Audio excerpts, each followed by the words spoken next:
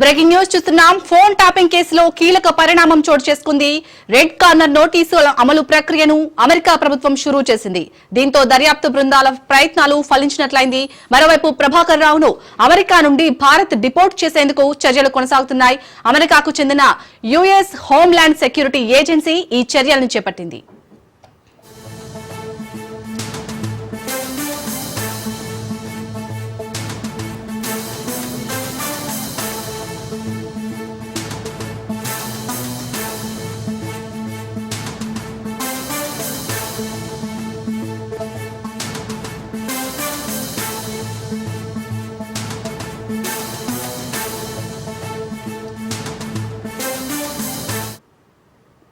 Phone tapping కేసులో కీలక పరిణామం చోటు చేసుకుంది.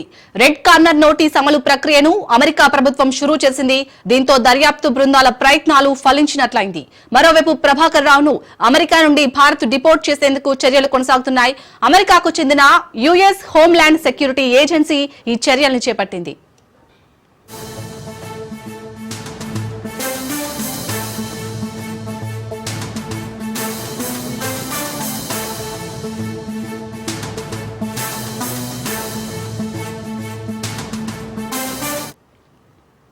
ఫోన్ ట్యాపింగ్ కేసులో కీలక పరిణామం చోటు చేసుకుంది. రెడ్ కార్నర్ నోటీస్ అమలు ప్రక్రియను అమెరికా ప్రభుత్వం షురూ చేసింది.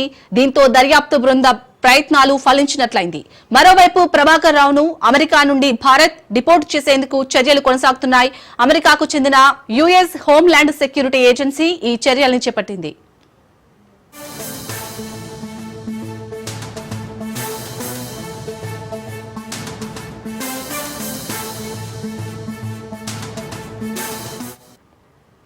మరోవైపు తనను రాజకీయ శరణార్థిగా గుర్తించాలని భారత్ కు తిరిగి పంపొద్దని ప్రభాకర్ రావు పిటిషన్ దాఖలు చేశారు. అయితే ప్రభాకర్ రావును రాజకీయ శరణార్థుడిగా గుర్తించకుండా ట్యాపింగ్ అక్రమాలకు పాల్పడినట్లు నివేదిక రూపంలో పంపింది దర్యాప్తు టీం. అటు జూన్ 20 లోపు హాజరు కావాలని ఇప్పటికే ప్రభాకర్ రావుకి నాంపల్లి కోర్టు ఆదేశాలు జారీ చేసింది. ఒకవేళ హాజరు కాకపోతే నేరస్తుడిగా పరిగణిస్తామన్న నాంపల్లి కోర్టు ప్రకటించింది.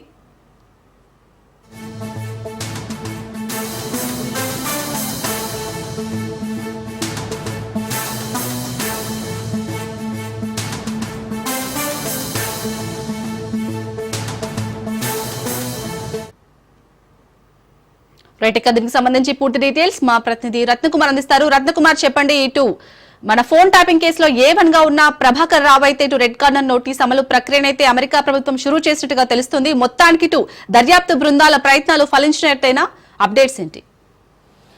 ఫోన్ ట్యాపింగ్ కేసు వెలుగులోకి వచ్చిన దగ్గర నుంచి గత మార్చి 20వ తారీఖున మార్చి 12వ తారీఖున ఎప్పుడైతే దీని మీద మొదటిసారి కేసు నమోదైందో అప్పుడు మాజీ ఎస్ఐబి డిఎస్పీగా పనిచేసినటువంటి ప్రణీత్ రావును అదుపులోకి తీసుకొని ఆయన్ను విచారించిన దగ్గర నుంచి పూర్తిగా తర్వాత అరెస్ట్ అయిన వాళ్ళందరూ రిమాండ్లో ఉన్నటువంటి ప్రతి ఒక్కళ్ళు కూడా వాళ్ళందరినీ కస్టడీ విచారణకు తీసుకొని తెలియజేసినటువంటి ఒకటే ఒక పేరు ఎస్ఐబి మాజీ చీఫ్ ప్రభాకర్ రావు పేరు. ఆయన డైరెక్షన్లోనే పూర్తిగా తాము ఈ ఫోన్ ట్యాపింగ్ కార్యకలాపాలకు పాల్పడ్డామని ప్రతి ఒక్క నిందితుడు కూడా వారి యొక్క స్టేట్మెంట్ల ద్వారా కస్టడీ విచారణలో ఒప్పుకున్నారు. అలాగే ఆ కన్ఫెషన్ కూడా తెలియజేయడం జరిగింది. సో వీటన్నిటిని బట్టి అప్పటి నుంచి ఈ కేసులో ప్రధానంగా ప్రభాకర్ రావును A1 గా చేర్చిన దగ్గర నుంచి ఆయనను పట్టుకునేందుకు దర్యాప్తు బృందాలు ప్రయత్నం చేస్తూనే ఉన్నాయి. కానీ ఆ కేసు నమోదైన దగ్గర నుంచి స్టిల్ ఇప్పటి వరకు ప్రభాకర్ రావు పోలీసులకు చిక్కకుండా ఇండియా రాకుండా విదేశాల్లోనే తలదాచుకుంటూ ఉన్నాడు. అయితే తను అమెరికాలో ఉన్నటువంటి విషయాన్ని తెలుసుకున్న తర్వాత ముఖ్యంగా తన కోసం మొదట లుకౌట్ నోటీసులను జారీ చేశారు. ఆ తర్వాత ఆయన యొక్క పాస్పోర్ట్ను రద్దు చేయడం జరిగింది.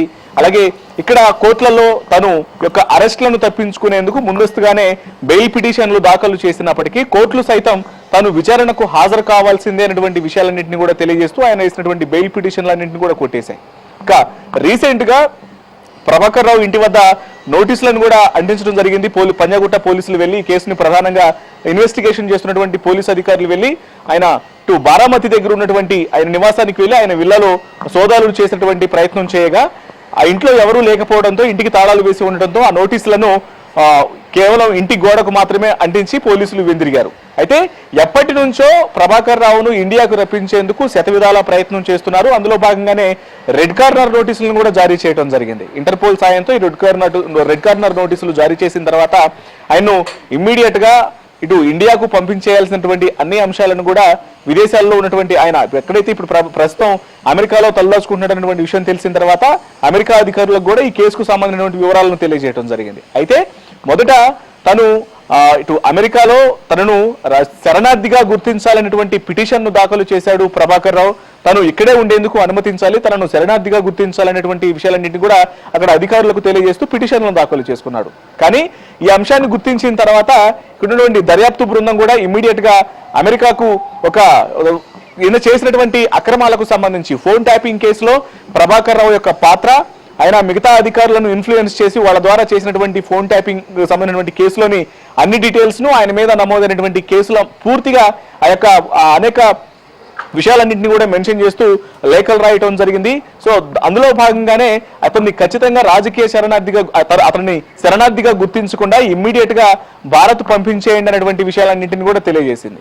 సో ఇక అందులో భాగంగానే ఇప్పుడు ప్రభాకర్ రావును ఇండియాకు పంపించేందుకు అమెరికా ప్రభుత్వం రెడీ అయింది. అక్కడ అటు యుఎస్ కు సంబంధించినటువంటి హోమ్ల్యాండ్ అనేటువంటి ఏజెన్సీ, సెక్యూరిటీ ఏజెన్సీ అతనిని పట్టుకొని ఇమ్మీడియట్ గా ఇండియాకు పంపించేసేందుకు కూడా తగిన ప్రయత్నాలను కూడా ముమ్మరం చేసింది. దీంతో దర్యాప్తు బృందాలు ఇప్పటి వరకు చేసినటువంటి ప్రయత్నాలు ఫలించాయని చెప్పాలి. ఎందుకంటే ఇప్పటికే కోర్టు కూడా చాలా స్పష్టంగా తెలియజేసింది జూన్ 20వ తేదీలోగా ప్రభాకర్ రావు ఖచ్చితంగా విచారణకు హాజరు కావాలి అనేటువంటి విషయాలను కూడా మెన్షన్ చేసింది. ఎందుకంటే గత కొంతకాలం నుంచి ఆయన విచారణలకు హాజరు కాకుండా, పోలీసులకు సహకరించకుండా, ఇన్వెస్టిగేషన్ లో పాల్గొనకుండా తప్పించుకొని తిరుగుతున్నాడు అనే ఉద్దేశంతో ఇప్పటి వరకు ఆయన వేసినటువంటి బెయిల్ పిటిషన్ల మొత్తాన్ని కూడా కొట్టివేయడం జరిగింది.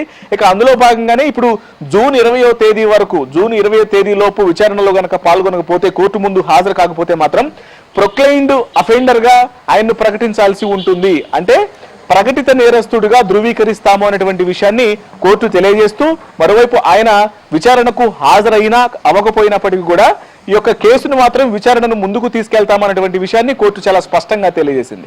ఇక అందులో భాగంగానే ఇప్పుడు జూన్ 20వ తేదీలోపు మరి ప్రభాకర్ రావు విచారణకు హాజరవుతాడా లేదా అనేటువంటి విషయం ఒక సస్పెన్స్ గా మారినటువంటి నేపథ్యంలోనే ఇప్పుడు ఏకంగా అమెరికా ప్రభుత్వమే ఇక్కడ చర్యలు తీసుకొని దర్యాప్తు బృందాలు చొరవతో ఇప్పుడు అక్కడి నుంచి ఇండియాకు పంపించేందుకు కూడా చర్యలను ముమ్మరం చేసినటువంటి పరిస్థితి కనిపిస్తోంది.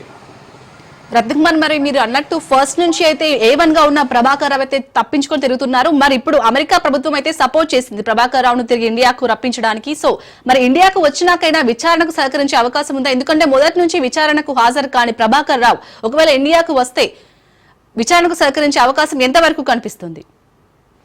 వాస్తవానికి ఎప్పుడైతే ప్రభాకర్ రావు ఇండియాకి అడుగు పెట్టినటువంటి విషయం అనేది కన్ఫర్మేషన్ జరిగిందో ఆయనని ఎయిర్పోర్ట్ లోనే పట్టుకునేటువంటి అవకాశాలు ఉంటాయి. ఎందుకంటే ప్రస్తుతం ఫోన్ ట్యాపింగ్ కేసు మొత్తం కూడా ప్రభాకర్ రావు చుట్టూనే తిరుగుతోంది. ఇప్పటి వరకు అరెస్ట్ అయినటువంటి వాళ్ళందరూ ఆ కింద స్థాయిలో పనిచేసినటువంటి ఎస్ఐబిలో మాజీ ఉద్యోగులందరూ ఎవరైతే ఉన్నారో, డిఎస్పీ స్థాయిలో పనిచేసిన వాళ్ళు, అలాగే కింద ఇన్స్పెక్టర్ లెవెల్లో పనిచేసినటువంటి అధికారులు ఎవరైతే ఉన్నారో వాళ్ళందరూ కూడా ఇటు మనకి ఇప్పటి వరకు పట్టుబడిన వాళ్ళలో భుజంగరావు కావచ్చు, తిరుపతన్న కావచ్చు, అటు మాజీ టాస్క్ ఫోర్స్ డీసీపీగా పనిచేసినటువంటి రాధాకిషన్ రావు, ప్రణీత్ రావు, ఇలా వరుసగా నేరస్తులందరూ కూడా తాము మాజీ చీఫ్ అయినటువంటి ప్రభాకర్ రావు డైరెక్షన్ లోనే తాము ఫోన్ ట్యాపింగ్ లకు పాల్పడటం జరిగింది. పూర్తిగా ఆయన డైరెక్షన్ లోనే పనిచేసినటువంటి విషయాలను కన్ఫర్మ్ చేశారు. కాబట్టి సో ఇప్పుడు ప్రస్తుతం దీనికి సంబంధించి రాజకీయ కోణంలో దీన్ని దర్యాప్తు చేయాలి. అసలు ప్రభాకర్ రావు ఎవరి యొక్క ఆదేశాలతో కింద ఉన్నటువంటి ఎస్ఐబిని దుర్వినియోగం చేస్తూ వారి యొక్క వ్యవస్థను ప్రభావితం చేసేలాగా పూర్తిగా కింది స్థాయి అధికారులతో ఈ ఫోన్ ట్యాపింగ్ పనులను చేయించాడు అనేటువంటి అన్ని అంశాలు వెలుగులోకి రావాలంటే ఖచ్చితంగా ఇందులో కీలక ముద్దాయిగా ఉన్నటువంటి వ్యక్తి A1 గా ఉన్నటువంటి వ్యక్తి ప్రభాకర్ రావే. అతన్ని ఖచ్చితంగా పట్టుకుంటారు, పట్టుకొని విచారణ చేయడం జరుగుతుంది. విచారణ చేసిన అనంతరం ఫోన్ ట్యాపింగ్ కేసు దర్యాప్తు అనేది మరింత ముందుకు వెళ్ళేటువంటి అవకాశాలు కనిపిస్తున్నాయి. ఇందులో కీలకంగా అసలు ఫోన్ ట్యాపింగ్ కేసులో ఏం జరిగింది అని A to Z ప్రతి ఒక్క అంశం అనేది బయటికి రావాలి అంటే పూర్తి దర్యాప్తు అనేది ప్రభాకర్ రావును చేసినప్పుడు మాత్రమే తెలుస్తుంది. కాబట్టి ప్రభాకర్ రావు ఇండియాకు రాగానే ప్రస్తుతం దర్యాప్తు బృందం ఆయన పట్టుకొని విచారించినటువంటి అవకాశాలు ఉంటాయి. Right, thank you Ratnakumar.